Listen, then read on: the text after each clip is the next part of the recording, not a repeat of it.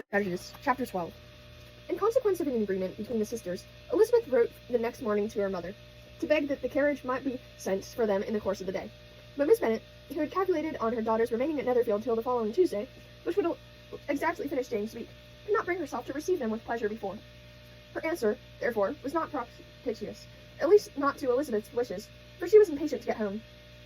Mrs. Bennet sent them word that they could not possibly have the carriage before Tuesday, and in her postscript it was added that if Mr. Bingley and her sister pressed them to stay longer, she could spare them very well. Against staying longer, however, Elizabeth was positively resolved, nor did she much expect it would be asked, and fearful, on the contrary, as to be considered as intruding themselves needlessly long. She urged Jane to borrow Mr. Bingley's carriage immediately, and at length it was settled that their original design of leaving Netherfield that morning should be mentioned, and the request made. The communication excited many professions of concern, and enough was said of wishing them to stay at least the following day to work on Jane. Until the morrow, their going was deferred. Miss Bingley was then sorry that she had proposed the delay, for her jealousy and dislike of one sister much exceeded her affection for the other.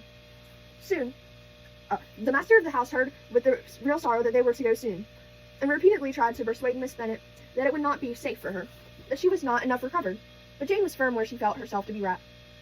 To Mr. Darcy it was welcome intelligence. Elizabeth had been at Netherfield long enough. She attracted him more than he lacked, and Miss Bingley was uncivil to her, and more teasing than usual to himself.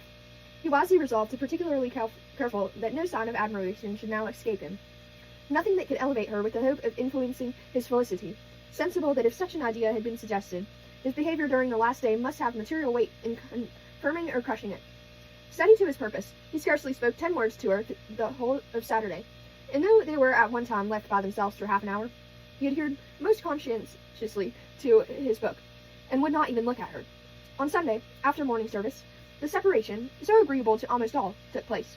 Miss Bingley's civility to Elizabeth increased at last very rapidly, as well as her affection for Jane, and when they parted, after assuring the latter of the pleasure it would be to see her either at Longbourn or Netherfield, and embracing her most tenderly, she even shook hands with the former. Elizabeth took leave of the whole party in the liveliest spirits. They were not welcomed home very cordially by their mother. Miss Bennet wondered at their coming, and thought them very wrong to give so much trouble. It was sure Jane would have caught cold again, but their father, though very sonic in his expressions of pleasure, was really glad to see them. He had felt their importance in the family circle. The evening conversation, when they were all assembled, had lost much of its animation, and almost all its sense, by the absence of Jane and Elizabeth.